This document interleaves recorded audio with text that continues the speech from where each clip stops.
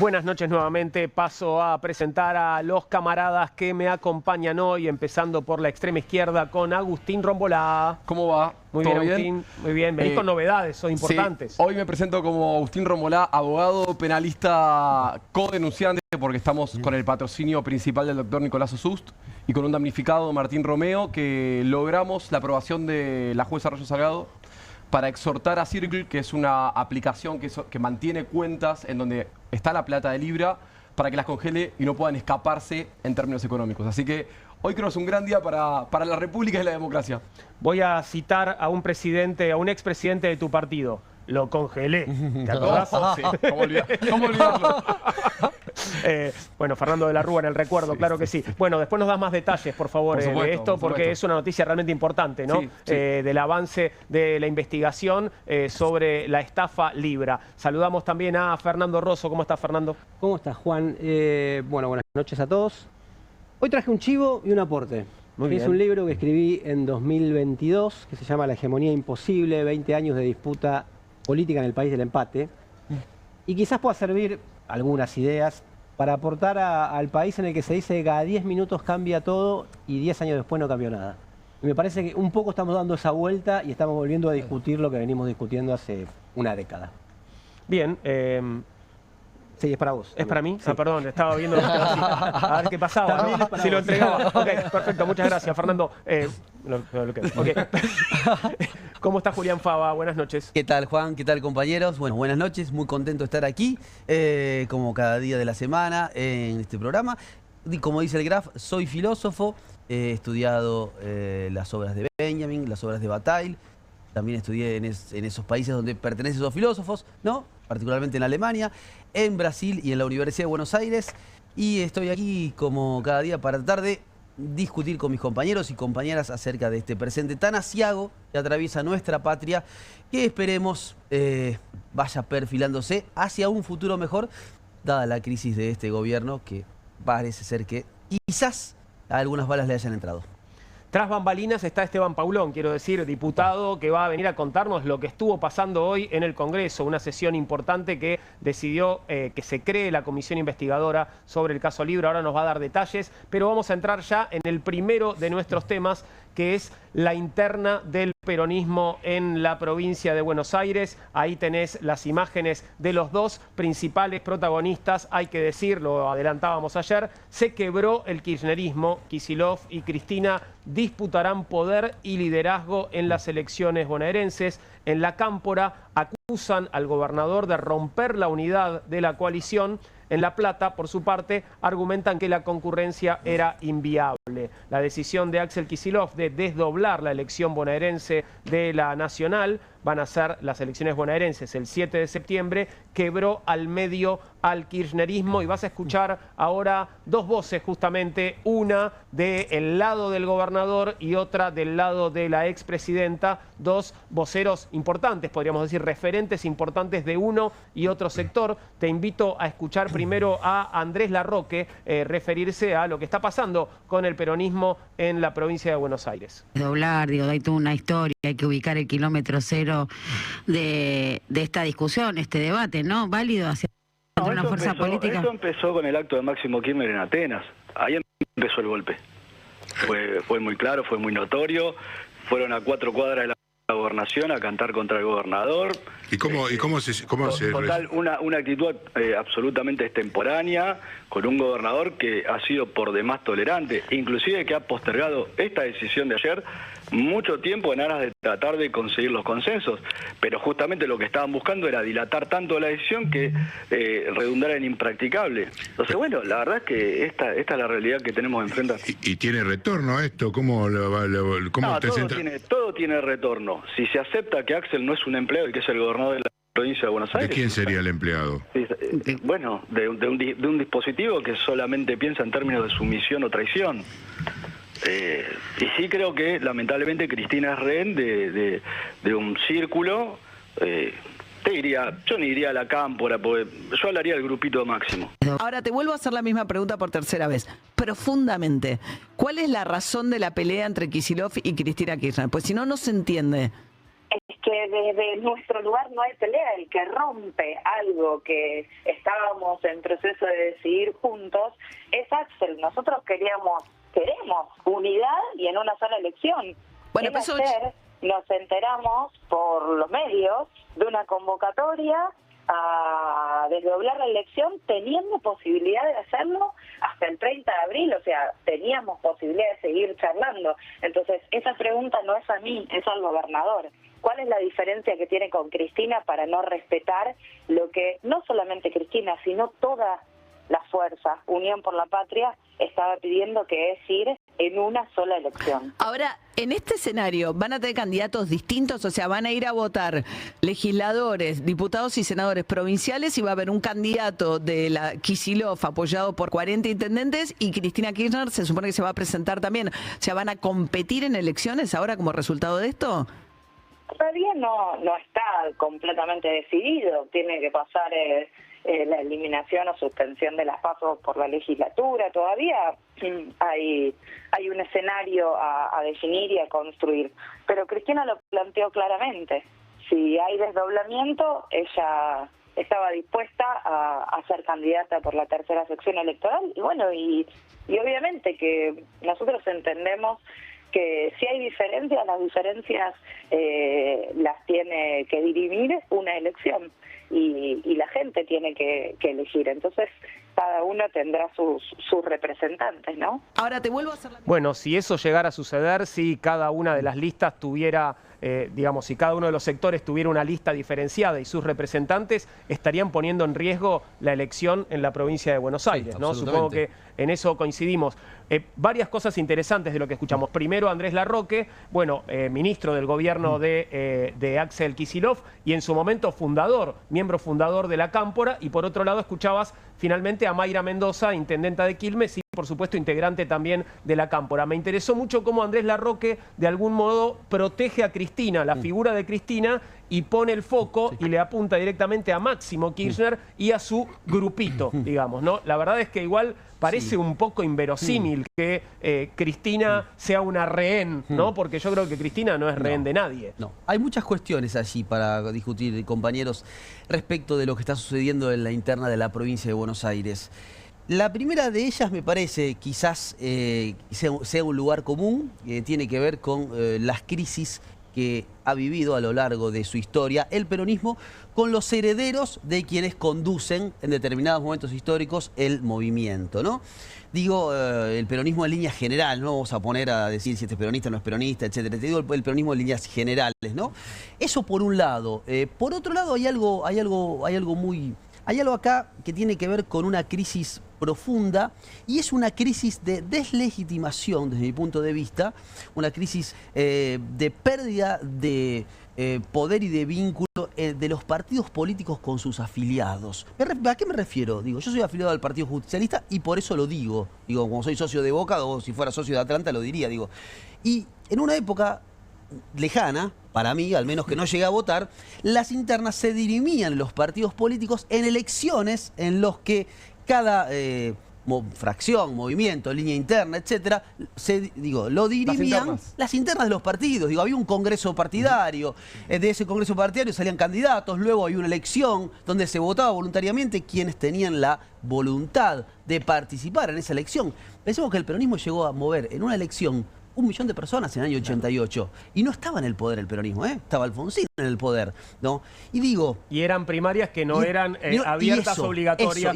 Ahí me das un pie buenísimo, Juan, porque me parece que las PASO, que surgen en un momento, se instrumentan porque el kirchnerismo no quería dar internas dentro de su partido, ¿no? Digo, llevó al nivel nacional, ¿no?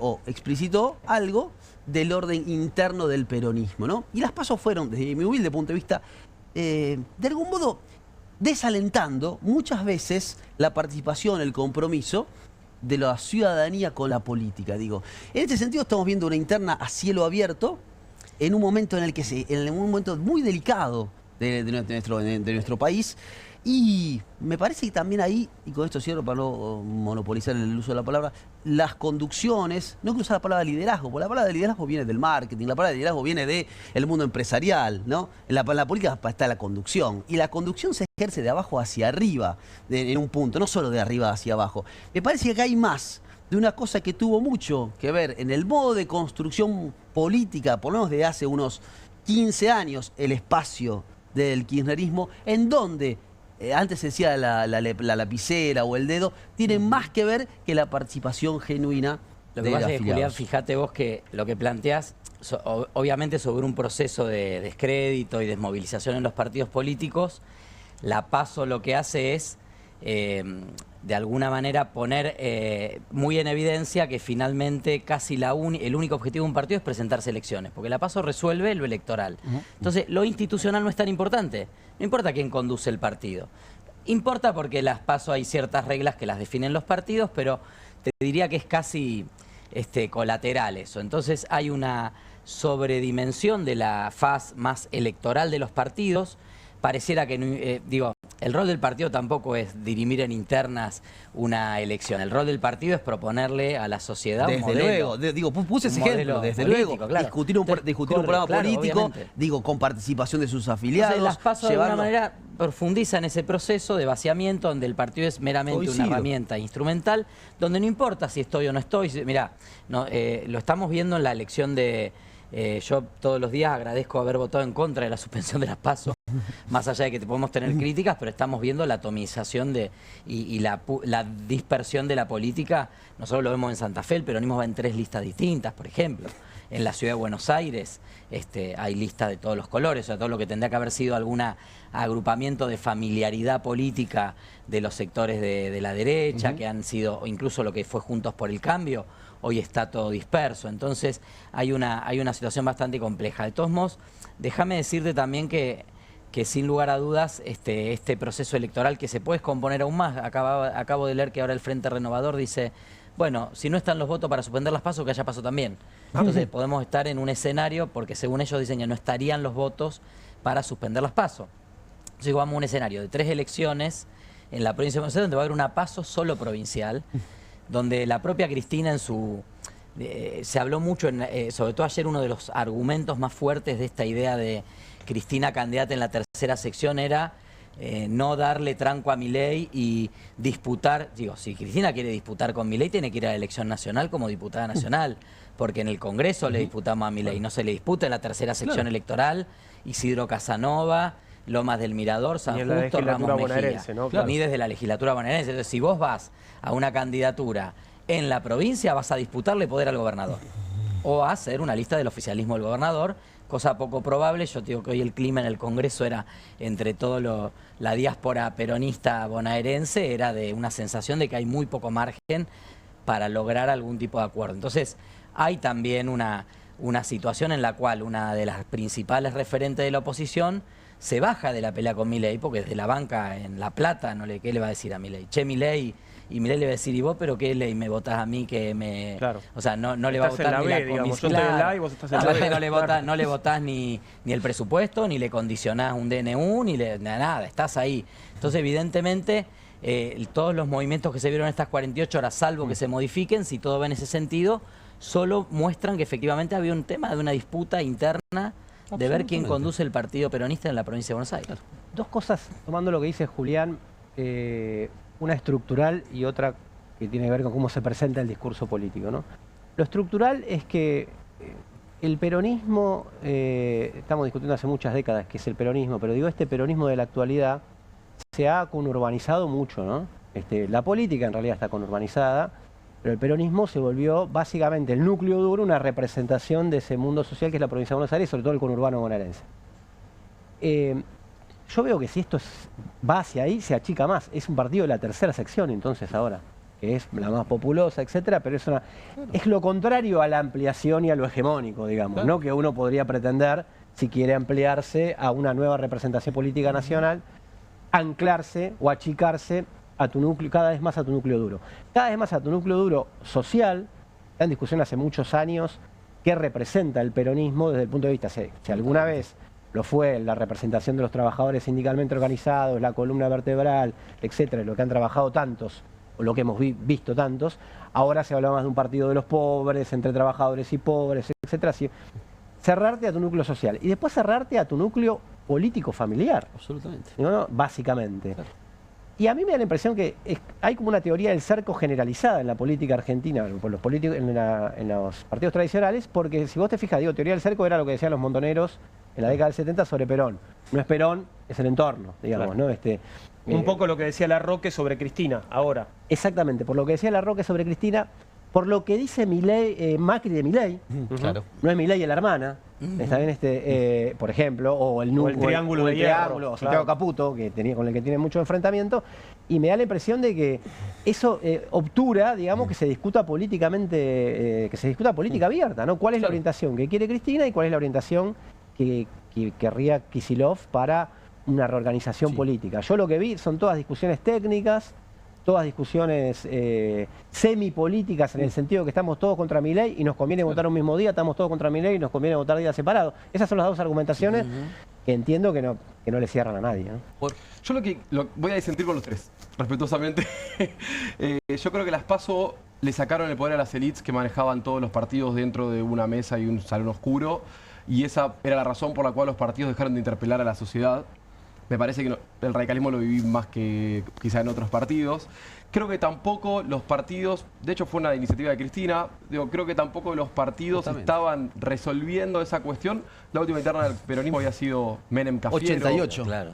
La última interna 88, al 2006 pasaron 28 años. En el medio todo lapicera, ¿no? Y era todo lapicera entre los tres que controlaban el poder, y eso de alguna forma obturaba la representatividad. Yo creo que eso de hecho va en contra con el camino que hace cosas de la vida, ¿no? El radicalismo se oponía a la PASO y después la termina militando, y viceversa. Cristina la propone y después la termina bajando, porque son cuestiones más de herramientas de uso de poder.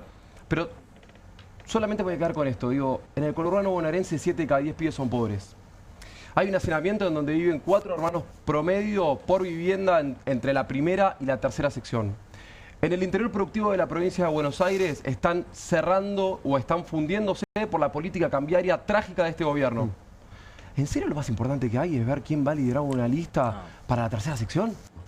Y yo ratifico, reivindico las disputas de poder dentro de la política, porque me parece que son importantes, pero ¿les parece que es el momento para discutir eso? No, Agus, pero coincidimos con eso. Yo estoy totalmente de acuerdo. Lo que digo es, la PASO, que fue una herramienta que finalmente democratizó la toma de decisiones en términos electorales, aceleró el proceso de vaciamiento de los partidos políticos que dejaron de discutir justamente esos pibes que están... Yo digo, ¿qué partido político? Bueno, Raúl siempre lo plantea cuando está en el programa. ¿Qué partido político está discutiendo un plan productivo para Argentina? O sea, quizá la izquierda tiene obviamente su modelo de sociedad y son los que más claramente muchas veces le plantean a la sociedad un modelo que eventualmente la sociedad puede decidir votar o no, pero en líneas generales los partidos mainstream del sistema político, no hay nadie discutiendo eso. Y eso antes se hacía en los partidos. Había comisión de economía, el socialismo tenía comisión de educación. Claro. Me acuerdo que una de las convocatorias del inicio del gobierno de Alfonsín fue una comisión nacional de educación. Nosotros teníamos, yo cuando me sumé al Partido Socialista en el 1995, era interna Bordón Álvarez, nosotros íbamos con Chacho, me habían presentado a la compañera que en el 84 había participado de la comisión de educación que había convocado Alfonsín. Entonces había una idea de que el partido era un conjunto de valores, de ideas y un proyecto para la sociedad. Entonces se facilitó, obviamente, la resolución del tema, se democratizó. También muchos partidos entraron en la comodidad de decir, bueno, aceleró listo, entonces el proceso de la democracia de candidatos. Más. Sí, sobre la democracia de partidos. Pero así es. Creo que también, es para otro día, ¿no? Pero creo que también es un fenómeno internacional, el hecho de la democracia de candidatos. Por ahí la PASO en Argentina lo aceleró. Pero el partido, el Tea Party tomó el partido republicano. Y la boleta única de partido, no te cuento, va a ser correcamino.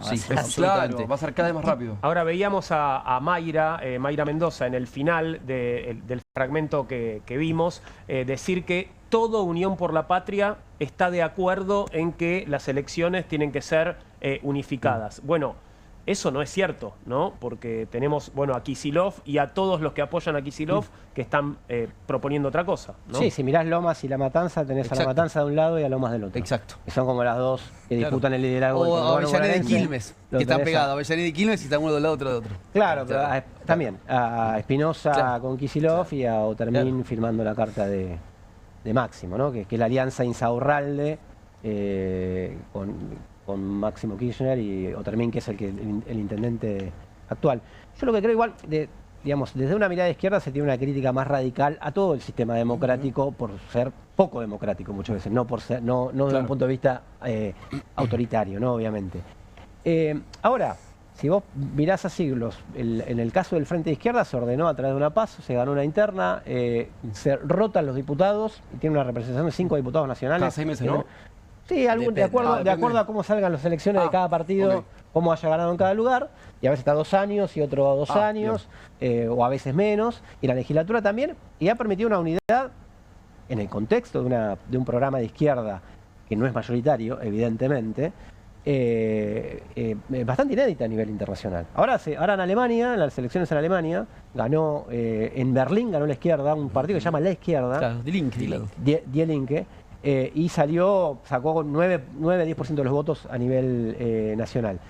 A mí me da la impresión que, pero que no quería irme a este tema, sino al tema de las PASO, que sirvieron para algunas cosas como de ese tipo, ¿está bien? Lo que no tiene discusión en esta discusión es que tenga que ver con el mecanismo electoral. Claro. O con la jefatura política de la organización. Claro, no, es más bien resolver la jefatura política de un partido a través de la manipulación del calendario electoral. Que eso es lo que expresa la candidatura de Cristina.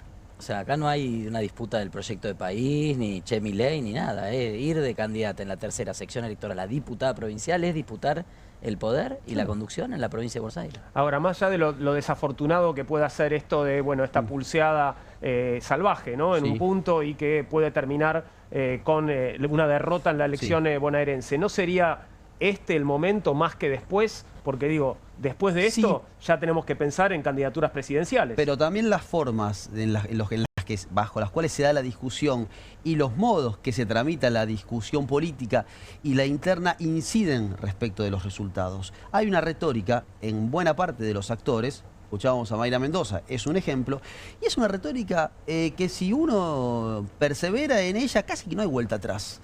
Cuando en política a alguien le decís que es un traidor, o le colocás el mote de traidor, pongamos por caso, en este caso a Kicillof, eso es, digo, es fuerte. Si uno le da, decía Larroque, ¿no? Exacto. Sumisión o traición. Sumisión ¿no? o traición. Larroque también, sumisión o traición. Cuando la retórica toma, digamos, esas formas de adjetivar, la retórica política, toma esas formas de adjetivar, es muy difícil después hablar de unidad, después de hablar de un proyecto en el que, como se llama, la patria es el otro, recuerdo eslogans, ¿no? O la patria, bueno, etcétera, etcétera. Me parece ahí que también, insisto, quizás esto sea para discutir en otro momento, son los límites, me animo a decir, de formas de haber construido militancia desde el Estado y con muchos recursos.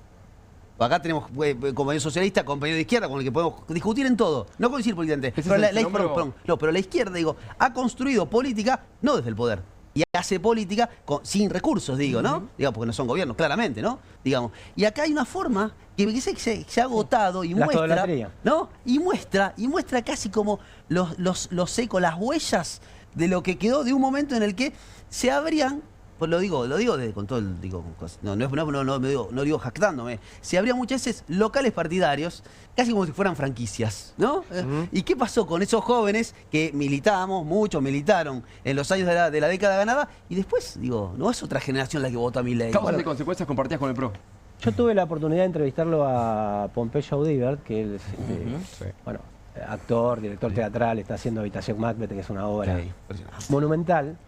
Y él lo que decía cuando Milei atacó a la cultura, lo dijo primero en otro programa, después retomamos esa discusión en un programa de radio, y lo que él decía era quizás podemos volver a retomar cosas que perdimos porque estuvimos muy sostenidos o subsidiados, decía, desde el Estado, y capaz que podemos volver a encontrarnos, él que reivindica la tradición de Tucumanar, de movimientos culturales que vienen desde abajo, nos permitió volver a reencontrarnos, a decir cómo encontramos formas de organización autónoma, que permitan mover el avispero por arriba. Yo creo que eso, se lo pregunté, el hecho que trasladado a la sociedad, yo veo muy difícil que en la rosca de la política, de la casta, diría en términos de Milei, se solucionen estos problemas. Yo veo mucho más la posibilidad, como está pasando en Estados Unidos, que no es que pasan movilizaciones todos los días, y vimos movilizaciones increíbles en un montón de ciudades.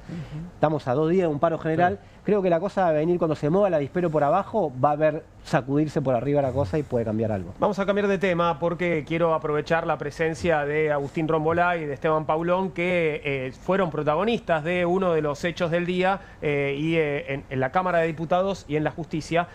Vamos a hablar de la causa Libra, el escándalo Libra. Diputados aprobó crear una comisión investigadora sobre este escándalo. Estás viendo cómo quedó la votación. El proyecto de resolución fue aprobado con 128 votos a favor, 93 en contra y 7 abstenciones, y esta comisión comenzará a funcionar el 23 de abril. También avanzó diputados con la interpelación al jefe de gabinete Guillermo Francos, al ministro de Economía, Luis Caputo, al ministro de Justicia, Mariano Cunio Libarona, y al titular de la Comisión Nacional de Valores, Roberto Silva. Javier Milei y Karina Milei no serán interpelados por falta de consenso entre las bancadas opositoras. Creo que tenemos el momento de la votación para compartir y ahora pregunto cosas. 96 negativos, 0 abstenciones. Resulta afirmativo, se solicita el asentimiento del cuerpo. 131 votos afirmativos, 96 negativos, 0 abstenciones. Bueno, 131, ahí daba distinto de la cuenta que yo tenía acá. Había 3 expedientes que se trataron en comisión la semana pasada. Uno era la creación de la comisión investigadora, que es una comisión de 31 miembros, representantes de todos los bloques en términos de la proporcionalidad de la Cámara. ¿Estás ahí? Bueno, se define la semana que viene. Más allá de la composición de la comisión, vamos a estar acompañando, obviamente, el bloque va a estar representado, todos los bloques van a tener representación. Luego se votó lo de la citación, que como bien vos decías, nosotros planteamos la citación de todos los funcionarios. No el presidente en el caso de algunos de los diputados. ¿Por qué? Porque el presidente tiene el mecanismo de juicio político, que es un proyecto que ya presentamos. O sea, yo soy autor del primer proyecto de juicio político que se presentó en la Cámara. Creemos que ese es el mecanismo constitucional de investigación del presidente. Obviamente después la comisión determinará si se lo acusa o no, pero es el mecanismo constitucional. El Frente Izquierda tiene un proyecto, Unión por la Patria tiene un proyecto. Eso es lo que está reservado para el presidente. Después, el resto de los funcionarios pueden ser citados.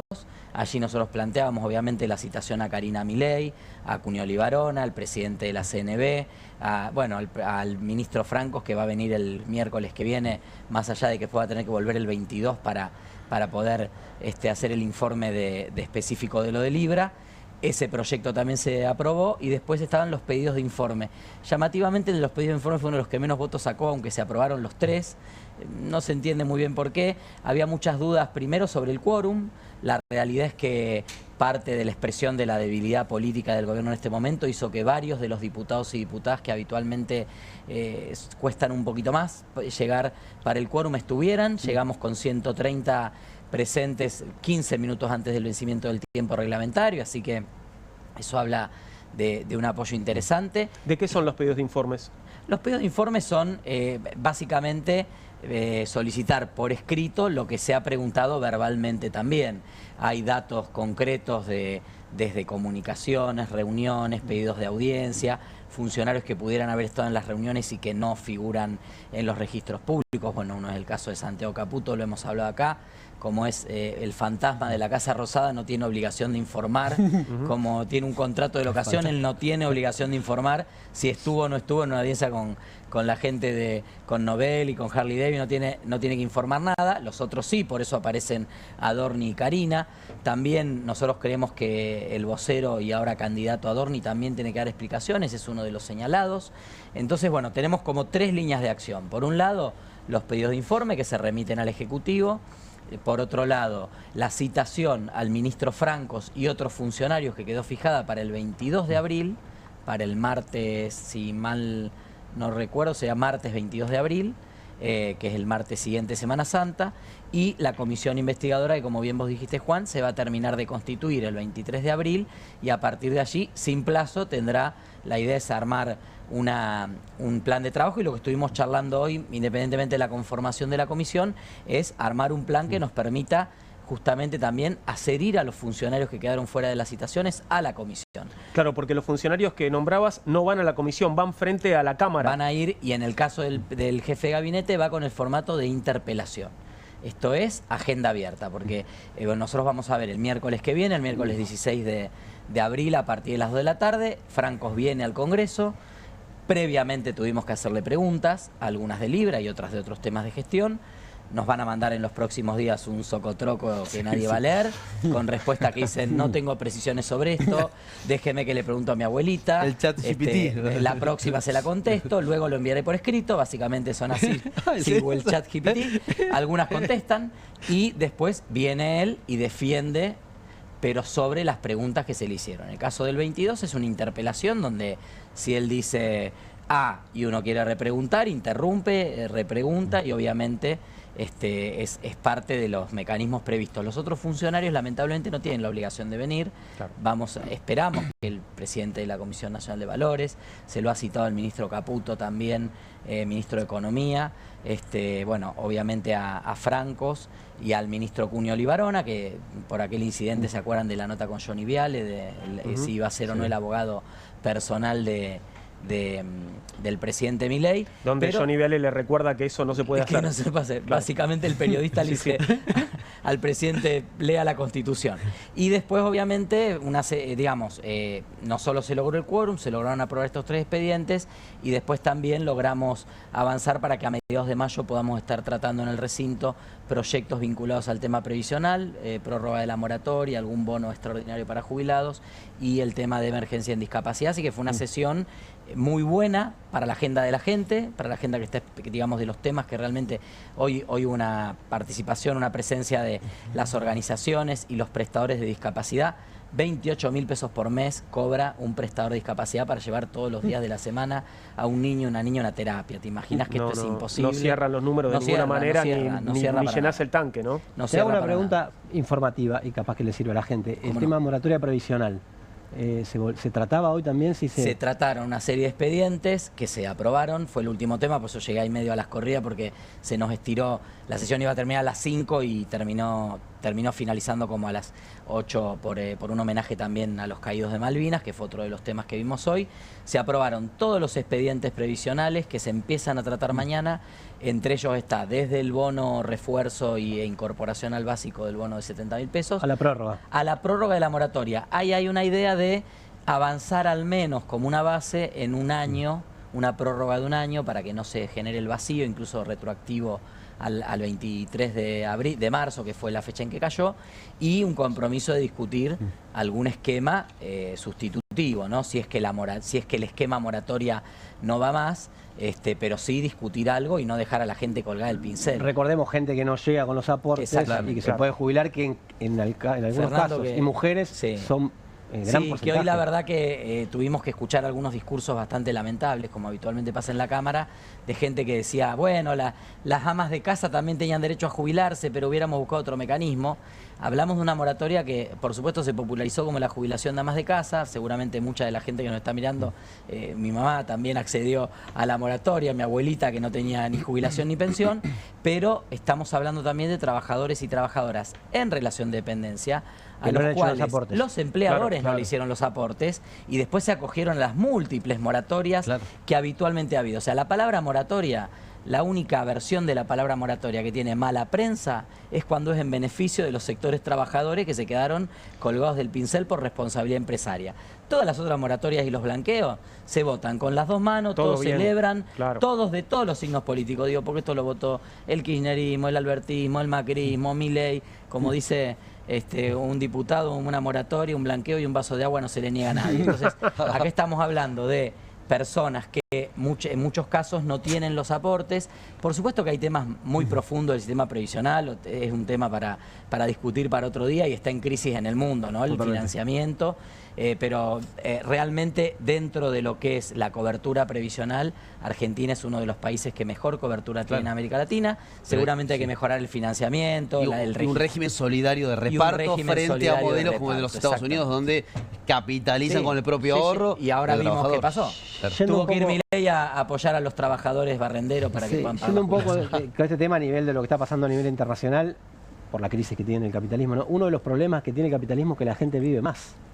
Claro. Y desde el punto de vista de los números es un problema, no es una solución. Lo cual sería maravilloso. O sea, es increíble. Pero te digo agrego dos cosas a esto. Una es la segunda derrota parlamentaria importante del gobierno, la otra es lo de los jueces, porque nosotros como que venimos analizando la crisis internacional y en la provincia de Buenos Aires, ¿no? Porque en el medio está el gobierno, y el gobierno tuvo una derrota con los jueces de la Corte, el hijo de García Mansilla. García Mansilla tuvo que renunciar. Y esta, que es contundente el número, que coincidió en que no es que los colaboracionistas de siempre ahora se volvieron, de repente les agarró un ataque de honestismo y dijeron, no, ahora Libra nos duele mucho, colaboramos mucho con el gobierno, con la ley base que está destruyendo el país, pero Libra nos duele un montón. Me parece que ven que el gobierno no quieren quedar pegados. No, y lo ven débil. Claro. Fueron midiendo ese tiempismo de verlo débil al gobierno y que evidentemente lo quieren golpear. Ahora, es rarísimo, me parece rarísimo que se cite, digamos, que se cite a todos los familiares, amigos de Vito Corleone y no a Vito Corleone. Y a la hermana de Vito Corleone, que era la que recibía a los empresarios. Digamos, bueno, la hermana podría sí ser citada, digamos. Sí, ambos, el presidente también en la comisión. De hecho, sí, porque el juicio político puede ser, digamos, una opción, pero también es una manifestación política que venga y de respuesta a preguntas. Sí, claro, porque ni siquiera dice que lo quieren básicamente, derrumbar. Fer, nosotros lo que planteamos, lo planteé yo hoy en la sesión y también lo plantearon algunos otros diputados que impulsaron el juicio político. Básicamente es una mano tendida al presidente, una herramienta para que venga a explicar y a intentar salir del laberinto en el que está metido. Darle una oportunidad. Y porque es una... la Comisión de Juicio Político tiene mayoría el oficialismo, es una comisión en general, se le deja la presidencia y la mayoría al oficialismo. Tiene la posibilidad de tener un proceso relativamente imparcial, con ciertas garantías. Yo entiendo que suena fuerte, pero bueno, la verdad es que pero aparte para mí es inexplicable. El problema de lo salvan son los que lo dejan afuera porque es inexplicable. Vos imaginate cómo una comisión imparcial pierde. La verdad, si tiene una comisión imparcial, hoy perdería con Libra. Sí, claro. Entonces, por eso no van a ir. Yo tengo una sola pregunta. ¿Cómo va a estar conformada la comisión de investigadora Libra? Son 31 miembros. ¿Es directamente proporcional a la composición de la Cámara? Sí, usted, por ejemplo, ves la Comisión de Peticiones, Poderes y Reglamento, que es una comisión de 31 miembros, más o menos sacás la cuenta. En principio, si se respeta lo que se ha planteado en el proyecto, hasta el viernes los bloques tienen tiempo para plantear sus propuestas. La semana que viene tiene que ser una resolución de la Cámara y después el 23 se constituye. Debiera haber una mayoría de los sectores que acompañamos y votamos y apoyamos la quiero que Agustín nos dé los detalles de los avances judiciales de hoy, como si fuéramos niños. Contalo de la forma más simple posible, por favor. Es que es muy simple. Pudimos identificar las billeteras virtuales que estuvieron involucradas desde el primer segundo con la causa Libra, y se llama ahora Libra Team Wallet, se puso en el expediente. Y esas billeteras virtuales estaban linkeadas a una aplicación que se usa para comprar y pagar servicios cripto, digamos, ¿no? Esa empresa se llama Circle y se le puede enviar, se le envió de hecho, ya nos la aprobaron, el exhorto para que Circle congele esas cuentas. ¿Es una empresa de dónde? Estadounidense. Esas cuentas tienen aproximadamente 45 millones de dólares de los 90 y pico.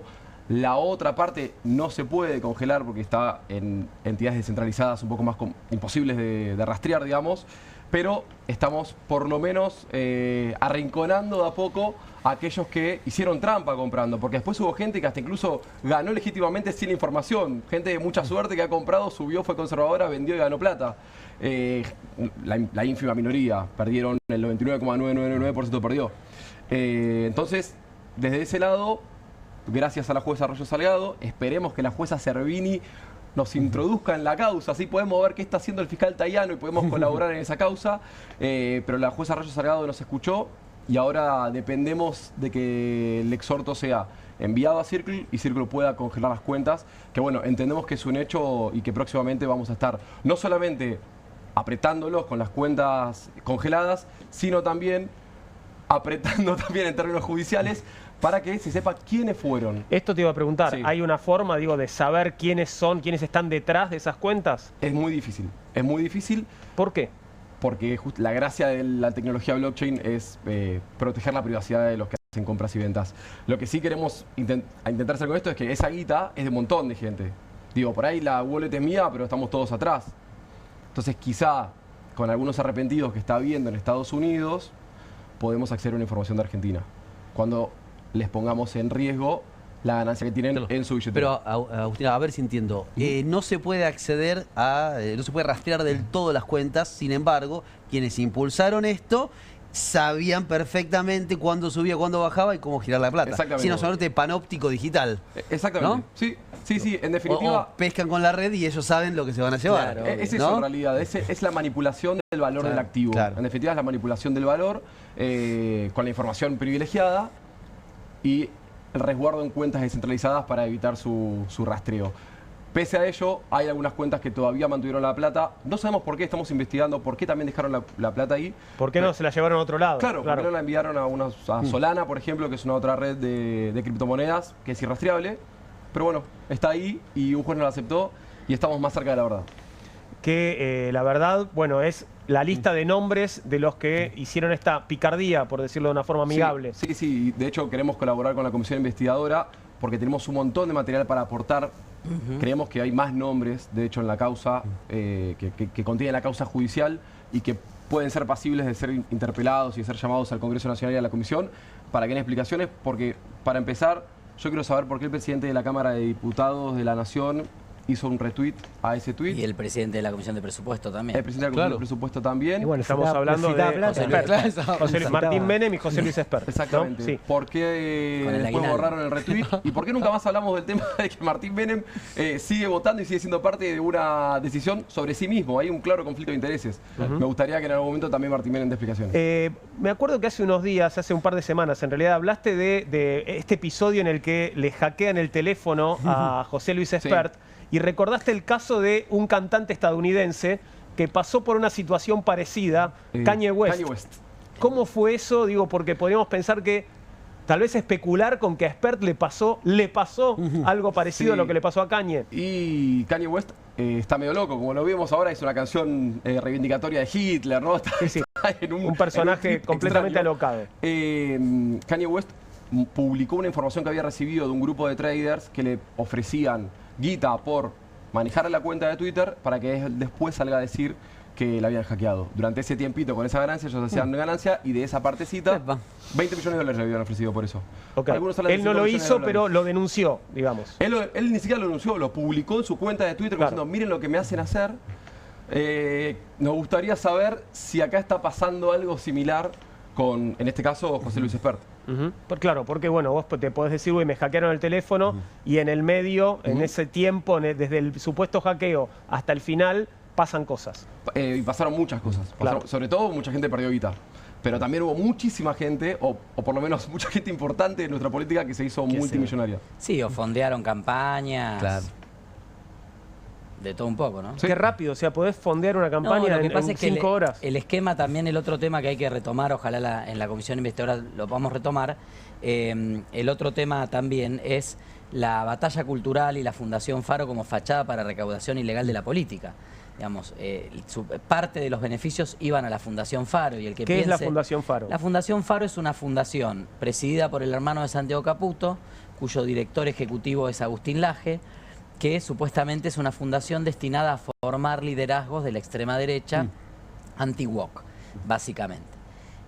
Ahora, para lanzar esa fundación, por ejemplo, hicieron una cena donde la mayoría de los empresarios más importantes de Argentina y algunos CEOs de compañías internacionales pagaron $25.000 el cubierto Debían comer una rico, cena. Sí, creo que era pollo con esa cremita, ¿viste? Que le ponen. La del avión. Y Por papas. $25.000, dame, no me des pollo. Algo, una No me des pollo. No, había, bueno, eso fue una cena, eran $25.000 el cubierto, incluso varios ejecutivos de medios importantes, empresas de la medicina, digo, gente que tiene negocios con el gobierno, ¿no? Entonces, pensar que toda esa gente está muy interesada en ver cómo se forman los líderes de la extrema derecha para el futuro y cómo hacen parir contra los derechos conquistados en materia de memoria, de diversidad sexual, de feminismo, etcétera, es subestimar lo que realmente es la Fundación Faro, que es una entidad que recibe dinero seguramente de la cooperación internacional, de Estados Unidos ahora seguramente con algún flujo importante, de algunas de estas medidas económicas, financieras, de las cripto, que de hecho la Fundación Faro era una de las beneficiarias de los dividendos o beneficios de Libra, y obviamente de estas empresas que blanquean aportes de campaña, porque también digo, con $25.000 del cubierto para una fundación que hubo 100, 200 personas comiendo, tenés de golpe 5, 8, 10 millones de dólares, ¿cuántos líderes de la extrema derecha vas a formar? No vemos ni siquiera, o sea, lo que vemos en la Fundación Faro básicamente es Agustín Laje haciendo todo el tiempo un streaming, él con una cortina medio sucia adelante y hablando. O sea, gasta un poquito. Cientos de jóvenes formándose, entonces me parece que eso también lo tiene que retomar la comisión investigadora, porque hay digo, no es que todo tiene que ver con todo, pero en este caso está muy bien pensada las distintas instancias. Incluso te digo más, hay una causa en este momento en España contra un partido político de la extrema derecha, socio de Milei en el Club de Madrid, en el Foro de Madrid, que destinaban parte de los salarios y los fondos que tenían para el Parlamento Europeo a financiar este tipo de acciones en las fundaciones. Exactamente. Vox, sí. Y yendo quizás un poco, digo, para atrás, pienso que también se vincula de algún modo, no el caso en particular, a ver si me explico, ¿no? El tema de las cripto, el tema de jugarse o apostar o... Digo, en esta cuestión tan azarosa que se presenta a través de las redes, se vincula con esta crisis de la ludopatía y sobre todo en los más jóvenes, ¿no? Incluso hasta niños y adolescentes. Digo porque el Congreso argentino lo discutió eso y se aprobó una ley. Está en su momento, en el Senado. Está esperando en el Senado, ¿no? Y hubo argumentaciones de diputados y diputadas que mencionaban allí, escuché argumentaciones de diputados y diputadas, sobre todo del oficialismo y de aliados del oficialismo, que decían que distinguían algo así como entre, bueno, una adicción y jugar libremente o apostar libremente, como quitándole el peso al problema que eso significa en los más jóvenes, ¿no? ¿Por qué pienso? Digo, estamos hablando de Vox, estamos hablando de Agustín Laje, digo, estos tanques de la extrema derecha que tienen una pregnancia muy importante con esa agencia, con esa agenda anti-woke, toda esta cosa que me mencionan en los jóvenes, digo. Tengo una pregunta antipática antes de cerrar y pasar a otro tema. Hay una frase muy famosa en la cultura política argentina con respecto a las comisiones, ¿no? ¿Esta comisión va a acelerar o va a frenar la investigación? No, entiendo que por la conformación que va a tener va a empujar hacia adelante. Y a ver, yo lo dije hoy en el recinto, porque un diputado de Santa Fe, que es candidato a comisionado constituyente, Mayoraz, dijo que la comisión investigadora era un invento, que no existían. Digo, la primer comisión investigadora que se creó en el Congreso argentino en 1934, Lisandro de la Torre, senador por Santa Fe, Pacto Roca-Runciman, el escándalo de la carne, y eso trajo luz. Después las comisiones de blanqueo trajeron información que después pasa que tenemos una justicia. También hay que decir que a veces estas comisiones son necesarias, porque cuando nosotros planteamos en el inicio juicio político, comisiones, etcétera, nos dijeron no, va a investigar la justicia. ¿Dónde está la justicia? Bueno, Agus, vos lo sabés mejor porque estás ahí de querellante y acompañando la causa, pero ojalá, de hecho les adelanto que una de las primeras personas que va a ser convocada a la comisión va a ser el fiscal Tayano. Yo te digo una cosa, Juan, con esa frase coincido en gran parte como las comisiones por las comisiones en sí mismas, ¿no? No creo que por sí misma devele y que esto revele otra cosa y que la justicia actúe. Ahora, yo creo que es expresión de un gobierno que está implosionando, digamos, ¿no? O sea, que creo que va a tener impacto porque no pudieron sacar el tema, no lo pudieron sacar y eso que hicieron todo lo posible para cambiar la conversación digital, como dicen ellos, o cambiar la conversación pública, y cuando quisieron cambiar la conversación pública cometieron nuevos errores y nuevos errores y nuevos errores, y a mí me parece que va a tener impacto, sobre todo porque está en quiebra el plan económico. Entonces todos los golpes políticos que reciba por un lado o del otro van a impactar sobre la economía. Hoy salieron, bueno, lo vamos a hablar después, pero hoy salieron con un rumor de que el Fondo Monetario estaría otra vez explorando. Que ya está, que es ahora, que es este viernes, bueno, que van a ser los 10.000 millones, pero que viene más. No está Sergio Zabalza, pero bueno, hay una frase atribuida a muchas personas, pero que dice que locura es hacer todos los días lo mismo y esperar resultados diferentes. Bueno, Caputo está en ese camino, porque todos los días lanza un rumor de que ya llega la plata no llega, y eso hace que, no sé, riesgo país, cómo está, etcétera. Hoy se dio vuelta, hoy el mercado en todo el mundo empezó operando en alza. Y en Argentina empezó operando en alza y después se disparó el riesgo país, subieron los dólares, poca confianza. Quiero contarte sobre algo que sucedió hoy, la verdad, sorprendente, y que tiene que ver con la página web de Perfil. Hackearon la web del diario Perfil, ahí estás viendo imágenes de lo que fue el hackeo. Publicaron la foto del DNI de Javier Milei y mensajes antisemitas. El ataque fue realizado por el mismo hacker que había intrusado la web de Mi Argentina. La web del sitio de noticias Perfil fue hackeada durante la mañana de hoy cuando un atacante que se denomina gov.eth realizó un proceso de desfiguramiento a partir del cual reemplazó las imágenes de su home por una foto del DNI del presidente Javier Milei junto a mensajes antisemitas. El ataque comenzó poco antes de las 10 de la mañana e implicó el cambio del contenido original del sitio, donde las notas eran reemplazadas por la foto del presidente que aparece en su DNI, la cual fue tomada de los registros del RENAPER, según indicó Perfil en una nota. Esto pasó hoy más temprano. Entiendo que este tema ya fue superado, pero ahí tuviste, ¿no?, muchos Mileis en la página de Perfil, a cargo de un hacker que se autodefine como nazi, como nacionalsocialista, nazi, opositor también a Milei, pero opositor prácticamente a todo, digamos, y bueno, nazi. Sí, perseguido por el Frente Amplio Uruguayo. ¿Ah, sí? A mí me persigue el Frente Amplio Uruguayo. Imagínate. En el diálogo que publica Perfil. Mirá. Tenemos un fragmento del diálogo de Agustino Fontevecchia con este hacker. Mira. Básicamente lo que yo hago es hackear sitios web simplemente por the fun, por la diversión de ser mejor hacker cada día, para ver hasta dónde puedo llegar, cómo puedo entrar a los sistemas y todo eso. Es una forma de aprendizaje. Y bueno, hoy les toca a ustedes, mañana le puede tocar a Clarín, a quien sea.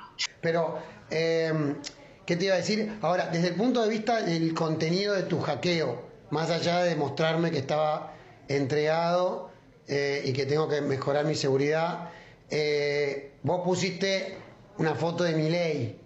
¿Por qué? Y pusiste, lo puteaste a Milei. Sí, exactamente. Porque estoy en contra de su gobierno, estoy en contra de él, por muchos motivos. Tampoco me gusta hablar mucho de política en estos sentidos, ¿no? Pero estoy en contra de Milei. No soy peronista tampoco, no soy de izquierda, no soy de derecha, no soy anarquista, soy nacionalsocialista y lo digo abiertamente. ¿Nacionalsocialista? O sea, nazi. Sí. Ok. Bueno, ahí estaba, parte del diálogo del hacker, bueno, medio como raro, ¿no? Me hace acordar un poquito a la serie con Carlín Calvo, ¿se acuerdan, no? El hacker. Y además, digamos, falta Mechi para decir falopa. Falopa. Información. Igual, sí, lo más cercano que tiene dentro de la fauna argentina, salvo que te acuerdes de Biondini, que la gente se puede acordar en los años 90, y la revista Cabildo, es esto, lo más cercano que tenés de tu ideología, ¿no? O sea que es lo que está funcionando. ¿A favor suyo? ¿A favor de quién, perdón? A favor del hacker. Okay. Si te dice, si el presidente puede poner una moneda, retuitearla, crearla y estafar a medio mundo, yo no puedo entrar a un diario, digamos, ¿no? Pero, claro. Repudiable, obviamente, ¿no? Pero digo, para tomarlo un poco a la broma. Sí, y por otro lado, sin ningún tipo de finalidad. El tipo dice, estoy practicando, estoy ensayando para ser mejor hacker, ¿no? Digamos, también casi como una vocación sin una causa específica, ¿no? Eso en también... general lo que no buscan un poquito de conseguir trabajo, digo, te demuestro de tu vulnerabilidad, te muestro tus fallas y entonces a ver si alguien me va a contratar justamente como un especialista en estos temas, ¿no? Hace rato, los datos nuestros en el RENAPER están en venta igual. Sí, claro. Pero años. no están vendidos ya. Y eso, digo, para... Probablemente Seguramente me hicieron comprar, no valemos tanto. Dice, no, esos datos no me los den. No van a encontrar deudas, pero van a encontrar mi nombre, claro, en el Veraz. Pero justo gov.eth es gobierno de Ethereum. Ah, mirá. Bueno, explícale a la gente que no sabe qué es gobierno de Ethereum lo que es, por favor. Generalmente estos chicos hackers también militan. Las criptomonedas fueron creadas para proteger la privacidad de las personas que hacen transacciones operatorias económicas dentro del mercado, de una especie de anarquismo más que libertarianismo contra las grandes corporaciones financieras que suelen centralizar todas las operaciones. Esto hace todo lo opuesto. Es buenísima la tecnología blockchain. Bien utilizada, para mí es la solución a la corrupción, a las transacciones dudosas, hasta al narcotráfico, diría, porque son transacciones económicas controladas por cualquier persona en cualquier parte del mundo todo el tiempo. El tema es que, bueno... Sin bancos de por medio. Sin bancos de por medio. El problema es cuando se usan para mal, pasan estas cosas. Ethereum es una de las criptomonedas que garantiza esos procesos de transparencia, como Bitcoin fue en su momento, y que a través de su tecnología permite hacer transacciones de todo tipo sin control gubernamental. Ahí sí voy a disentir, querido Agustín, por favor, pero creo que se ha escrito y se ha hablado mucho sobre esto. Hay una distinción de la modernidad que tiene que ver con la esfera pública y la esfera privada, ¿no? La esfera privada es la esfera en donde el Estado, entre otras cosas, no puede intervenir. Artículo, perdón que se me meta, 19 de la Constitución, principio de reserva, ¿no? Dice las acciones privadas de los hombres que no interfieren en terceros, pero acá hay un abogado, ¿no? Digo, ahí el Estado no puede intervenir, ¿no? Esta época en la que vivimos es una época, en parte, con un discurso fascista, porque la distinción entre lo público y lo privado se ha perdido, porque no tenemos intimidad. En pos de la supuesta transparencia, no solo nuestros datos están expuestos, digo, en pos de esa transparencia, tenemos la pulsión de usar este aparatito que se llama computadora, teléfono, y subir cualquier cosa, digo, o nuestra opinión más visceral a una red social. Totalmente. Y ahí sí, desde el punto de vista de la discusión pública, bueno, hay una gran degradación de argumentos, una gran banalización de cuestiones, etcétera. Digo, para pensar. La impunidad del anonimato. Sí, absolutamente. Vamos a hacer una pequeña pausa y continuamos enseguida con Comunistas en la pantalla de Bravo TV.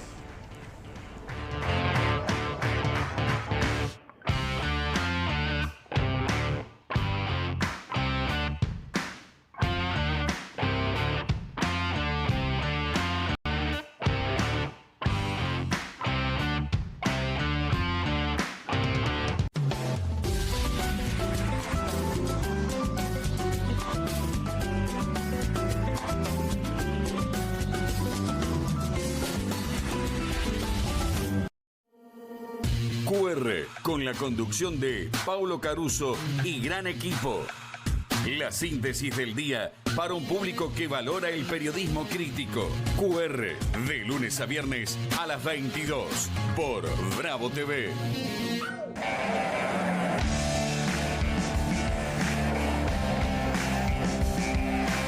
Sumamos más tecnología a los servicios de limpieza de la ciudad. Informate en buenosaires.gov.ar/limpieza.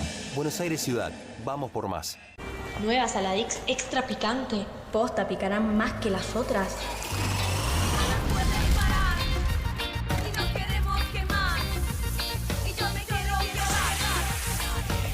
Porque tus ganas de picante son imposibles de apagar. Nueva Saladix extra picante. Las casas usan diferentes perfumes. Eligen oler a café en la mañana, a veces a ropa recién lavada y otras a madera. Pero cuando quieren oler a limpio, eligen Prosenex. Sentí el perfume de la limpieza. Prosenex, limpieza que se siente.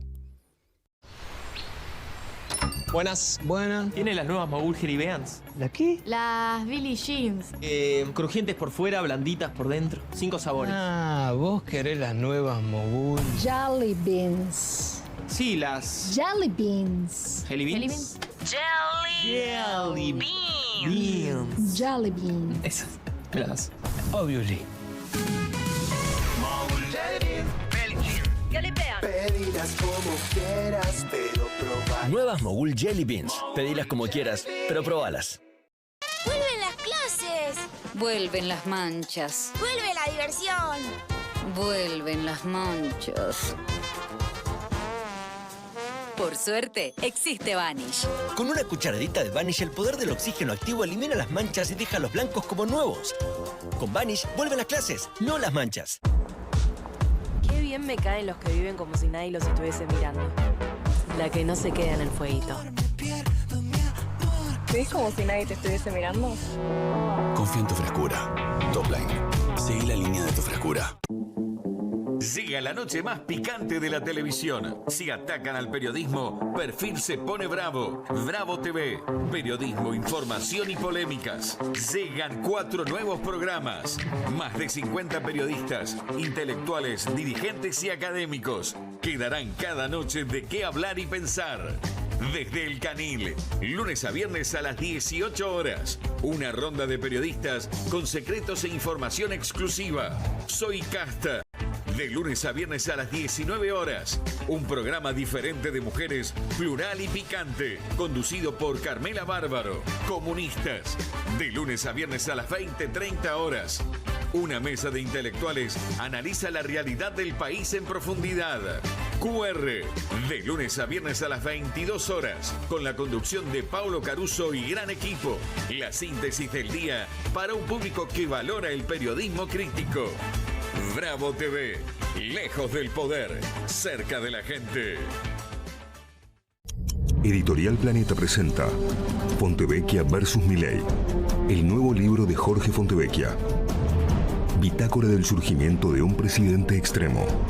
Un análisis imprescindible para entender un gobierno impredecible. Fontevecchia vs. Milei, disponible en ebook y librerías.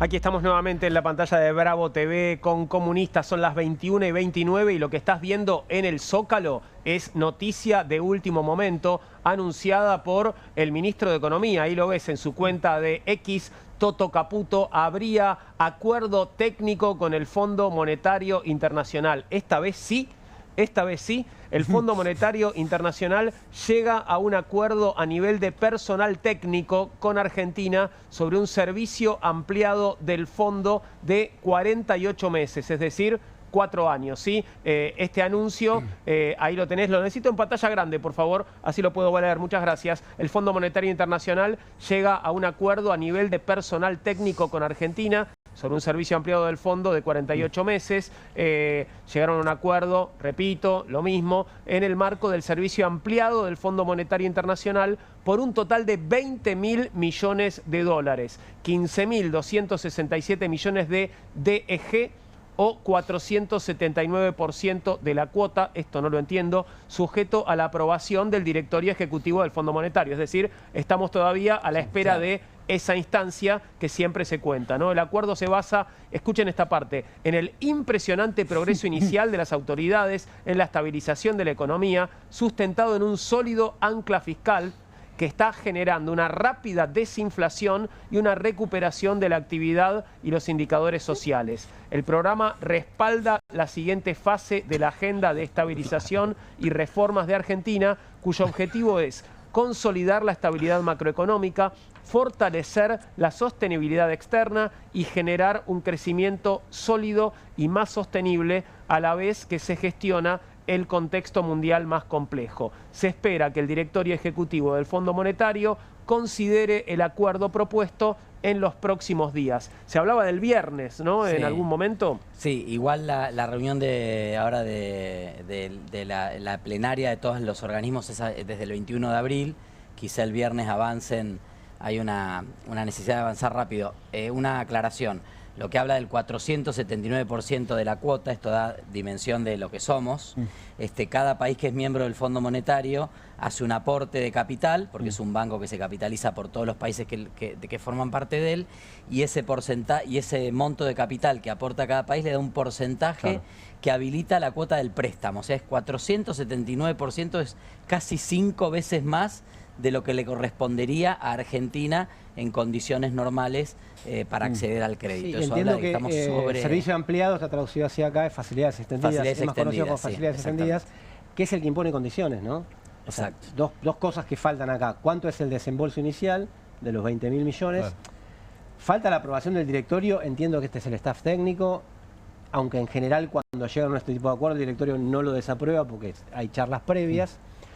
Y otro es cuál es la condición, no tanto sobre el ajuste, que creen que lo cumplió o lo sobrecumplió, sino sobre la banda de devaluación o no. Así es. Que ahí creo que está el corazón del problema hacia adelante. ¿Y cuándo también? ¿Cuándo y cómo? Porque si es, como se hablaba, entre 1.300 y 1.600, estamos hablando de una devaluación que para los parámetros de que tiene el esquema económico argentino es un problemón para Milei en este contexto, pero quizás puede parar la sangría de lo que estamos viviendo todos los días, de lo que se van de reservas, ¿no? El tuit de Luis Caputo, 8:58 p.m., hace un ratito nada más, trabajan hasta tarde en el Fondo Monetario. No, tienen menos Trabajan a contrarreloj. Claro. 24/7. Igual ¿tienen necesidad de tuitearlo en inglés? Estaba muy apurado. Estaba apurado. Claro, estaba apurado por dar la copió y pegó, tal vez, ¿no? De algún lado. Ahora, toda esta evaluación del Fondo Monetario sobre los logros del gobierno argentino hasta el momento, ¿no? Esta idea de desinflación, bueno, si tomamos la película, digamos, desde el comienzo del gobierno de Milei hasta ahora, hay que reconocer que ha bajado la inflación, pero parece que esa curva descendente estuviera en una pausa o estuviera en todo caso volviendo a subir, ¿no? Incremento en la actividad económica, decía, ¿no? Sí, claro, y indicadores sociales. Se informan por la derecha a diario los chicos del FMI. Es extraño, la verdad, el análisis que hace. Uno de los indicadores más sensibles de la actividad económica, que es el despacho de cemento, en marzo volvió a caer. O sea, en febrero había apenas repuntado un poquitito, en marzo volvió a caer. Y cuando se habla de consumo, que acá me sacó que dicen 10% más, sí, que marzo del año pasado, que estábamos en el cementerio, pero intermensual, teniendo en cuenta que marzo es un mes donde empiezan las clases, la gente mueve consumo, vuelven de las vacaciones, solo 0,2% aumentó el consumo, y los salarios privados registrados volvieron a perder contra la inflación y a estancarse. Así que, por supuesto que en los números de la economía uno puede tomar los datos que le son simpáticos, ¿no? Pero sin lugar a duda el hecho de tener que recurrir al acuerdo del fondo, esto lo hablábamos el otro día también y lo planteamos en la sesión del DNU, el hecho de tener que recurrir al fondo, el apuro y el nivel de desesperación del gobierno de esto, que ni siquiera llegó a traducir lo que estaba diciendo el fondo, porque hoy fue otro día malo en los mercados, habla de que claramente esos datos que parece que viviéramos en Disneylandia no son tales. Ahora, tal vez lo pone en inglés porque también da más verosímil, ¿no? Digamos, parece, mira, esto lo dice de verdad el Fondo Monetario. Ahora, cada vez que habló Caputo, el mercado, ¿no? Los mercados, los actores supuestamente poderosos reaccionaron en contra. Digo, no generó la confianza que tendría que haber generado supuestamente. Esto ya es un comunicado. Esto es por eso que ya es un comunicado. Esta vez es en serio. Esta vez es en serio, claro. Editada por Santiago Caputo. Para el gobierno mejor esto que periodistas. Que una entrevista. Lo que a mí me parece es que es la desesperación lo que lo movió, pero si uno lee lo que decían en 2018, cuando le dieron a Macri el préstamo por 57.000, que llegaron 44.000, porque viene sobrecumpliendo y porque viene encaminado. Es medio raro que el Fondo Monetario diga, como vienen incumpliendo con todo, como te está haciendo mal con el plan, y te está subiendo la inflación de nuevo, igual que sería más honesto igual. Sería como demasiado honesto. Porque después hay que explicar. No, porque este gobierno se sobrenarra. Mañana vamos a tener en los medios que ya conocemos, van a decir, el Fondo Monetario elogió. Y a mí me parece que en el contexto mundial, que estamos, sin hacer futurología, pero digo, porque evidentemente son manotadas, es una soga, digamos, ¿no? Para un plan, que como alguien alguna vez dijo, llegar, ¿no? El plan aguantar. Para el plan aguantar está bien. Ahora, también entra en cuestión de que en este contexto en el que sigue abriendo la economía cuando un mundo se cierra sobre sí mismo, en que tiene la política de Trump no retrocedió ni un ápice, pese a que se decía que iba a negociar con tal o con cual, y hoy hubo derrumbe nuevamente de las bolsas. Pese a que, bueno, Sturzenegger sigue abriendo mercados o productos para completamente a un corso a contramano del mundo, me da la impresión que va a durar poco, digamos, ¿no? Le pido a nuestra producción que preste atención a las cuentas de redes sociales del presidente, pues yo creo que no va a tardar mucho en retuitear esto. Hola, mandriles. Claro. No, también es cierto que esto por un lado es funcional a despejar un poquito la mala noticia del día, que fue el impacto político de la sesión en diputados. Creo que con esto intentan recuperar también un poquito de aire e iniciativa, ¿no? Yo digo Maradona, Messi, Lucha Aymar, Peque Pareto y Toto Caputo. Bueno, récord Guinness en la historia de las finanzas de una deuda tomada con el FMI. Con estos 77.000 millones de dólares. Yo lo único que pido es que aprendamos esta vez y no lo dejemos salir del país. Cuando esto termine de explotar, no lo quiero ver en Río de Janeiro tomando sol. Yo te iba a decir que ya que se merecía un Río de Janeiro, ya con esto. Por favor, se los pido, aprendamos. Este comunicado es cada vez más cerca a la foto de Toto en la playa. Sí, nos acercamos un pasito. Sacó el pasaje, ya sacó el pasaje. No, en el próximo está haciendo la valijita. También decir que, a ver, uno después, seguramente mañana, si hay, ahí está, vamos. Bueno, ahí lo tenés, viste, no iba a tardar mucho el presidente en hacer su aparición. Estaba bastante perdido. ¿Dónde estabas? ¿Perdido? Acá apareció el presidente, bueno... Pero puso Babos, el apuro lo desesperó. Vamos, sí. Tuiteó emocionado, ¿viste? Babos, carajo. Podrás tener la cuenta esa que podés corregir, capaz que no tiene autocorrector, evidentemente, porque no lo acepta, imagínate. Y arriba que dice algo del Staff Level Agreement, IMF Staff Level Agreement, ¿no? Bueno, el acuerdo al nivel del staff, falta el directorio, ¿no? Es lo que nos falta. Sí, también falta el directorio y también para... Ojo que no haya un cisne negro ahí, porque yo digo que en general el directorio aprueba lo que... Pero... No creo, puede haber, vos Fernando hablás de condicionalidades, yo creo que uno de los temas también que el gobierno está jugándose un pleno a que le permitan estirar lo más posible el cambio del régimen cambiario, valga la redundancia, porque si lo pueden tirar para después de las elecciones, si esto compra un poco de calma, pueden rolear algo de la deuda y llegan a octubre... El 27 de octubre, del día después de las elecciones, agárrate Catalina. Ahí ¿te refieres a la apertura del cepo, por ejemplo? No, bueno, a ver... ¿Cuánto lo habilitan a usar para mantener el tipo de cambio? Mantener el tipo de cambio, poder vender en los mercados paralelos. Para no, por ejemplo, abrir la banda cambiaria o la brecha cambiaria, para no devaluar. Con el peso sobrevaluado hay un problema estructural. Esto lo viene siguiendo y marcando muchos economistas, pero Álvarez Agis especialmente. Si vos tenés este peso sobrevaluado y tanto déficit comercial por turismo, por lo que se compra puerta a puerta, por lo que se va, esos dólares se van por ahí. Por lo tanto, el Fondo Monetario me da la impresión a mí que cuando se lea la letra chica le va a decir, vas a tener que devaluar. O sea, le va a imponer como condición que va a tener que devaluar.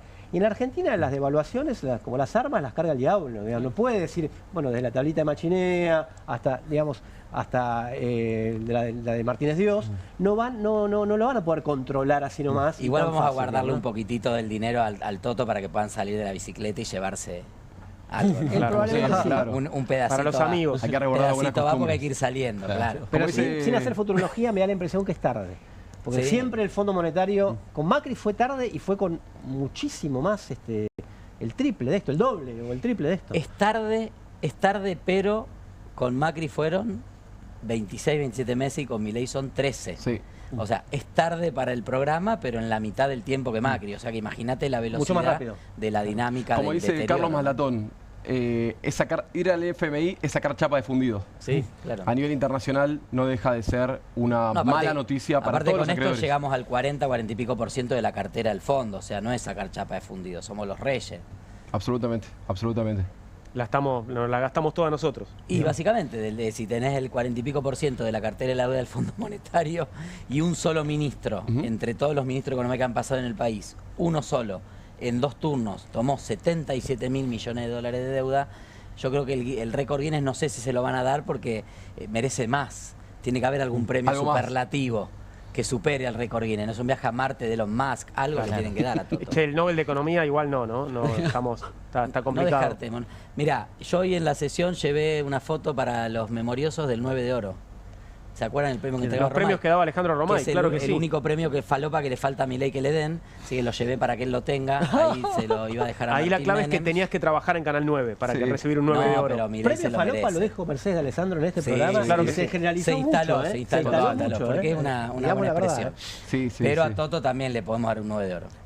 Yo creo que falta gente tuiteando. ¿Dónde está Manuel Adorni? Tiene que aparecer de un momento a Está de otro. campaña, Manuel. ¿No? ¿Está fuera? No, de campaña. Ah, de campaña. Ah, claro. Así que, bueno, los esperamos. Y yo creo que es un momento oportuno como para que hablemos de los aranceles, de las medidas de Donald Trump. ¿Les parece?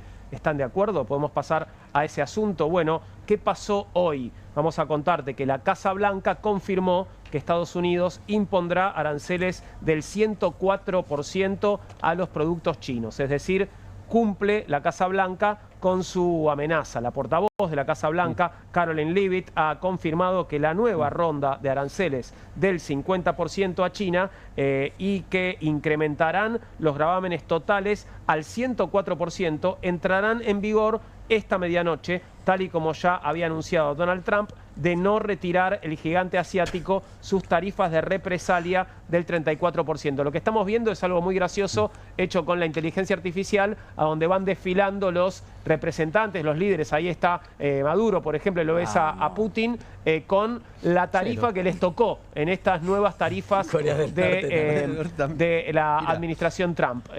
Realmente muy divertido, simpático. Bueno, hay que reconocer, ¿no? No todos son personajes tal vez tan conocidos, pero ahí va, bueno, ahí está Macron. A Macron lo mataron. Suiza. Míralo a Lula, mira a Lula con su 10%. Y pará, el nuestro ya pasó. Ya pasó con el 10, ya pasó, sí, ¿no? con la motosierra. Ahora en algún momento lo vas a ver a nuestro presidente, Reino que por Unido supuesto también. tiene ese 10%. Mirá Sí, qué ese lindo. Corea del Norte. Corea del Norte. Esto es la India, ¿verdad? Modri, sí. Modri. Narendra Modi, sí. Y así. Bueno, no, es difícil conocerlos a todos, pero esto es la Unión Europea, ¿no? Ahí viene Javier. Ahí Hoy está, ahí está. vamos. Mirá, cara de enojado, ¿eh? Sí, con el 10, querido. Ok, bueno, pero es un montón. Hay Ucrania un 10%, mira, nada más. En fin, bueno, ¿qué va a pasar ahora? ¿China va a redoblar la apuesta? ¿Hay margen para que China redoble la apuesta? Porque es lo que están diciendo que van a hacer, ¿no? Lo primero que para mí va a pasar es que China tiene una capacidad de producción y de venta monstruosa. Todos los productos que no ingresen a Estados Unidos van a ser desperdigados en ventas por el mundo, incluyendo América del Sur y especialmente África. Yo no sé si esta medida política proteccionista de Trump termina siendo geopolíticamente perjudicial al mediano plazo, incluso para Estados Unidos, porque creo que China siempre hizo un proceso inverso al de Estados Unidos, ¿no? China usó la economía para el ingreso de la política y creo que Estados Unidos históricamente lo ha hecho al revés, ¿no? Mediante la política incorporaba los acuerdos económicos. Me parece que termina siendo una mala, en términos geopolíticos creo que termina siendo una mala decisión También de así hay una Trump. cuestión, que lo decís, Agustín, de respecto a geopolítica. Hace poco leía una nota de Martín Piqué en Tectónicos, en la revista Tectónicos, a propósito de la disputa respecto de el cruce entre los océanos, ¿no? Allí está la cuestión del puerto en Perú, ¿no? Que están construyendo China. Puerto de Chancay. Ahí está. Y los Estados Unidos con esto de que quiere quedarse con Groenlandia, que quiere renegociar el tema del canal de Panamá. Con esta, hay una cuestión también geopolítica territorial entre dos imperios que han desarrollado, digamos, y están poniendo mucha inversión, lo han hecho históricamente, pero particularmente China ahora, en la cuestión armamentística y el control de los mares, de la flota marina, ¿no? Para mí es bastante cierto lo que se dice que es el fin de la globalización como la conocimos. Es bastante cierto, ¿no? Entre otras cosas porque China China fue la solución. China y los países del sudeste asiático y los países excomunistas fueron una solución a la incorporación al mercado mundial para que la globalización fuera relativamente armónica. Incorporaron mano de obra barata, relocalizaron las empresas que estaban en crisis en sus países y ahora se convirtió en un problema para la posglobalización. No sabemos qué va a venir, pero para un mundo que más bien se cierra sobre el nacionalismo, China representa un problema y Trump tiene una solución vieja para un problema nuevo.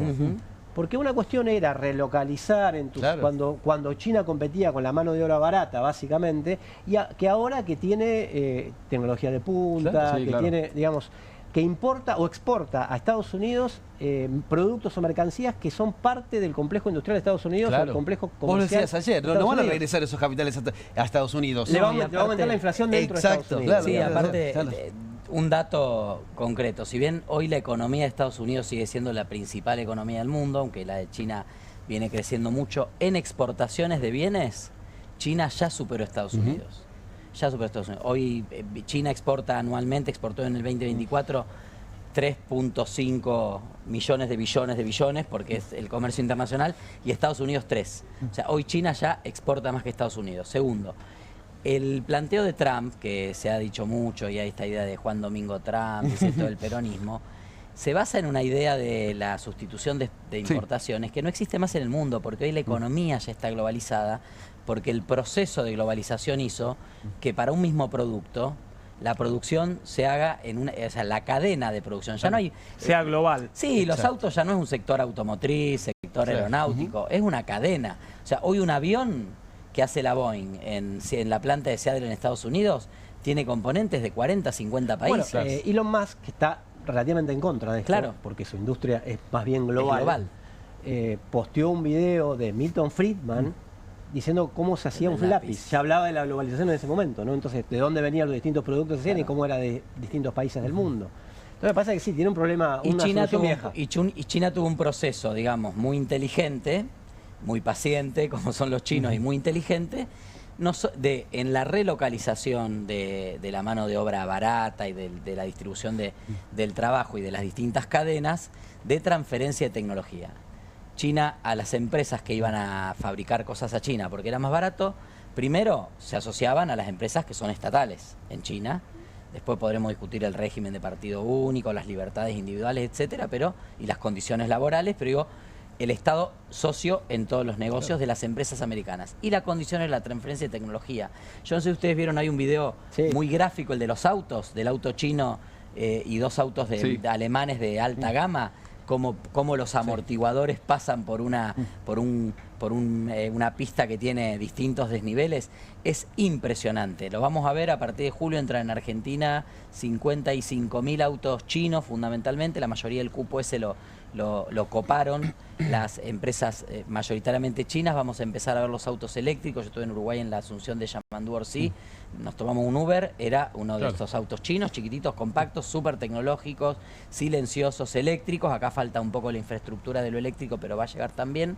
Vas a ver un salto en el desarrollo de la industria y de la cadena automotriz, que es muy difícil para los países que están con otra matriz de producción, fundamentalmente las automotrices norteamericanas y de Europa, ponerse al día, ¿no? Y esto es un desafío que no lo va a resolver ni la política arancelaria ni cerrar la economía, porque ya hay cosas que no van a volver a fabricarse. Déjame agregarte una cosa por lo de China, porque nosotros generalmente, como de acá no se conoce, tenemos una visión a veces un poco romántica.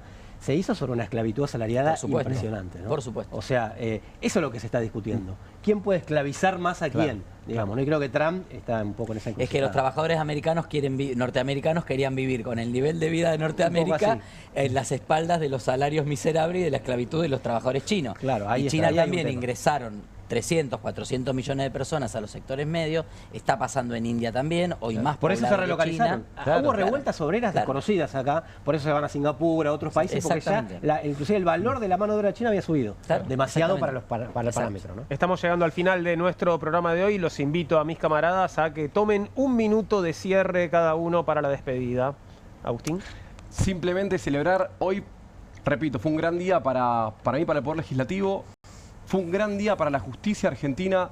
Estamos más cerca de la verdad y no vamos a llegar a la verdad sin la presión popular, sin las manifestaciones de la ciudadanía para que los diputados nacionales hagan lo que tengan que hacer y para que también los jueces y fiscales investiguen y decidan como tienen que decidir en pos de llegar a una verdad que no solamente merecen los perjudicados económicamente, sino que merecemos los argentinos, porque lo que se vio acá vulnerado sobre todo es la palabra del presidente de la Nación y la confiabilidad de la República Argentina.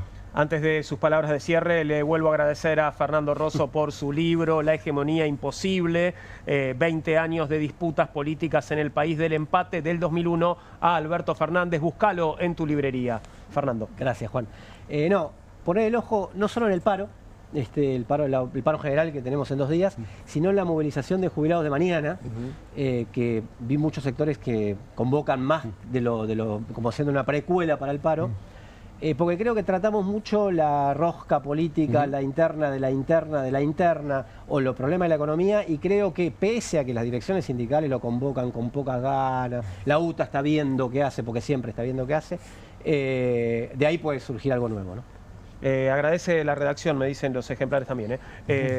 Esteban. Me quedo un toque con el último tema que conversamos y en relación a esta distribución inequitativa del esfuerzo del trabajo, si no es el momento de, aprovechando esta crisis, que la respuesta claramente no es la que plantea Donald Trump con la política arancelaria, sino es un buen momento para empezar a discutir la redistribución del poder y de la riqueza en el mundo. Sé que suena un poco utópico, pero creo que es un desafío que tenemos por delante, que hay que darlo. Es un debate que hay que dar porque este mundo hoy se ha transformado en algo insustentable. Julián Fava. Bueno, compañeros y compañeras, me sumo a lo que decía Fernando recién. Desde FEDUA, el Sindicato de Docentes de la Universidad de Buenos Aires, mañana nos encontramos precisamente en Rivadavia y Montevideo a las 15 horas para acompañar a los jubilados en la marcha de mañana miércoles. Y el día jueves nos adheriremos al paro convocado por la CGT. FEDUA está dentro de la CTA. Y bueno, desde el punto de vista de los universitarios y universitarias, de la comunidad educativa, estudiantes, digo, no trabajadores, no docentes, creo que se inicia un año de lucha, ya que el año pasado la lucha fue prolongada, pero sin embargo no alcanzó para recomponer los salarios docentes. Les agradezco su presencia esta noche, camaradas. Gracias, Hacemos ahora sí una pequeña pausa, la de la despedida, porque ya llega QR con Pablo Caruso y todo su equipo a la pantalla de Bravo TV.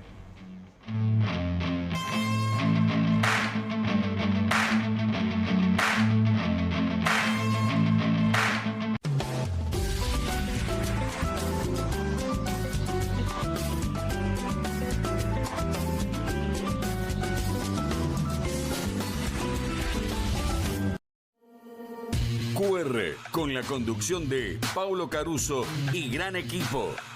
La síntesis del día para un público que valora el periodismo crítico. QR, de lunes a viernes a las 22 por Bravo TV.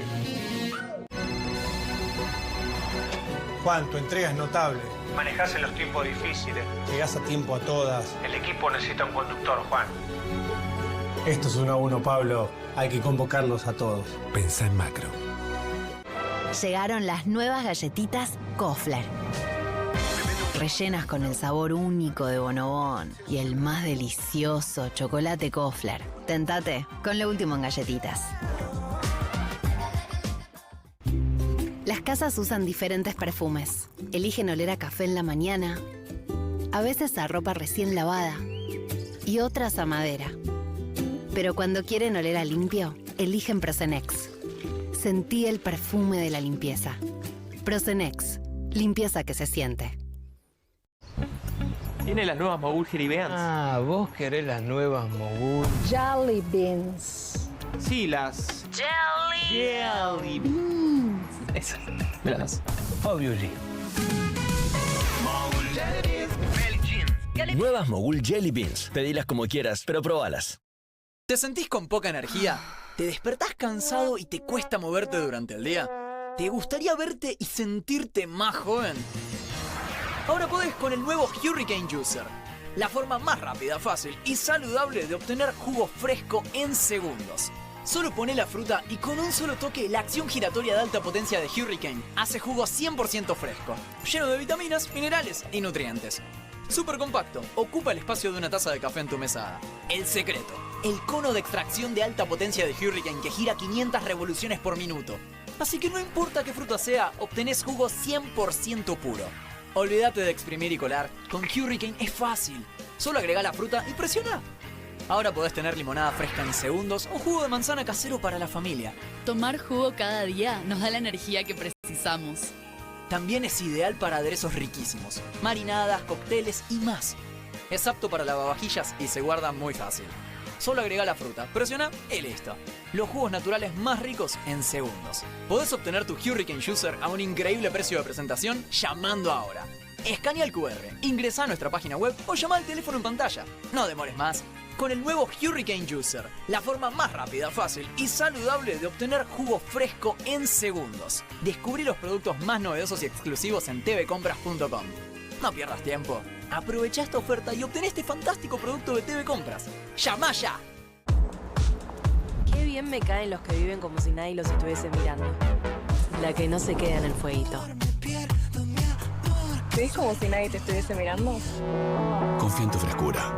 Topline. Seguí la línea de tu frescura. Nueva Saladix extra picante. Posta, picarán más que las otras.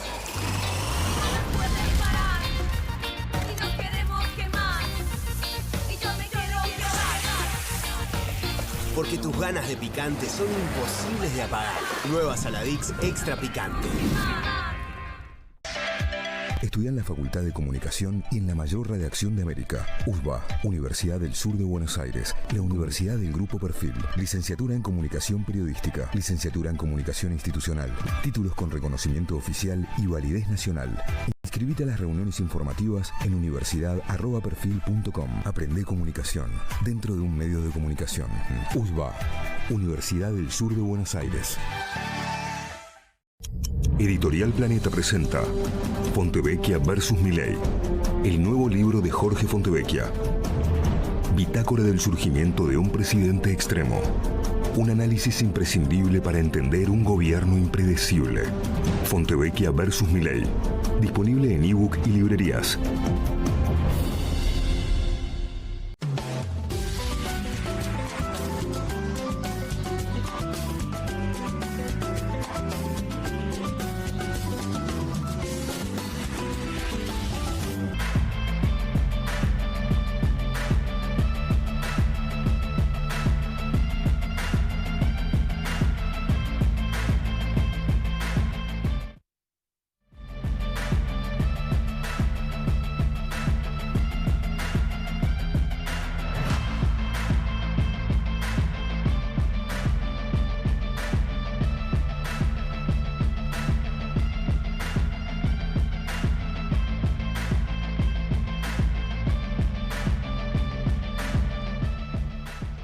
...21:58 y ya todo listo para que disfrutes en la pantalla de Bravo TV de una nueva entrega de QR con Pablo Caruso y todo su equipo. Y voy a saludar a Pablo. ¿Cómo estás, Pablo? Hola, Juan. ¿Cómo te va? Muy buenas noches. Otra vez gran episodio de Comunistas. Bueno, muchas gracias. Y sobre todo porque los días son muy intensos, porque hay novedades incluso hasta último momento. Ahora vamos a comentar con detalle con Hernán Lecher el comunicado del Fondo Monetario que de alguna manera ratifica que hay un acuerdo. Hay que esperar, ahora vamos a los detalles.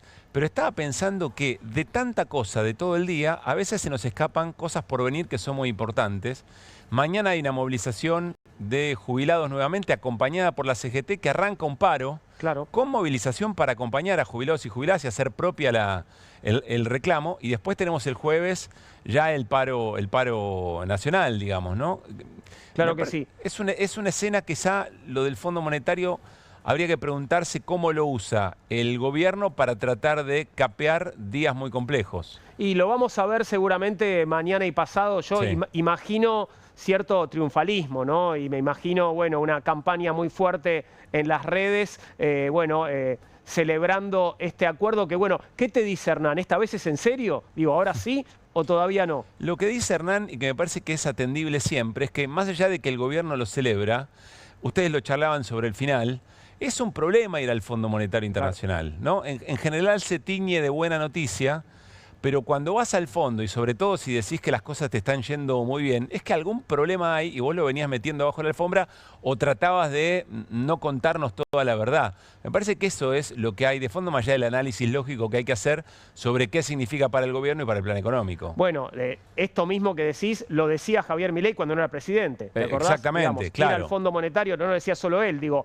varios de los que hoy lo acompañan, Spert, por ejemplo, y otros, sí. Ir al Fondo Monetario es una prueba de tu fracaso, ¿no? Hay algunos dirigentes políticos que encuentran imágenes muy interesantes. Cristina es una, y Cristina dijo, pinchaste, hermano. Si el Fondo Monetario es un auxilio, bueno, lo que es una red de auxilio, quiere decir que pinchaste, estás confesando que pinchaste. De todas maneras, claro, siempre hay una discusión en la sociedad sobre con qué relato te quedás. hay algo que no se puede camuflar, que es la calidad de vida de la gente, el presupuesto de las familias, en qué momento a una familia le llega a fin de mes. Me parece que eso es difícil de modificar, de un gobierno que se desangeló, que tuvo una derrota política muy importante en el Congreso, de la que vamos a hablar a continuación. Buenísimo, te voy a prestar atención en instantes. Me voy rápido para mi casa para verte, Pablo, que tengas